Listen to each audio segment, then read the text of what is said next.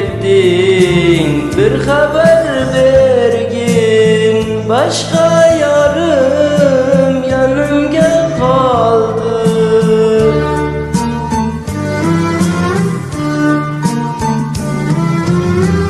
Zindarlik men kılalmayman,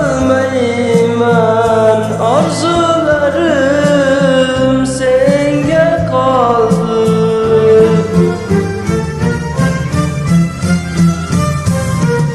Kollarımga kolların, saçlarımga baharların, kollarımga kolların, saçlarımga baharların, yüreğimge arzuların, gözlerimge gözlerin kaldı. Yüreğimge arzularım, gözlerimge gözlerin kaldı.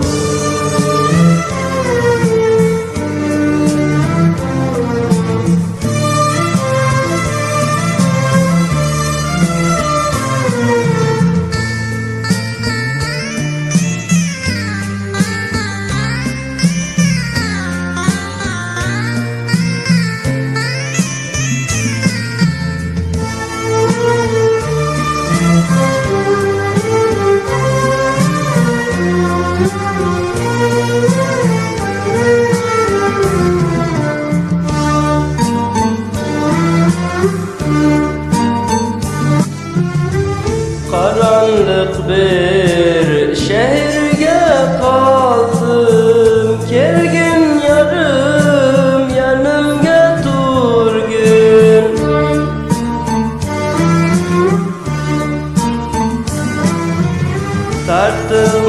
Tartılmagan dertlerin vardı, yüreğimge kalgan benim.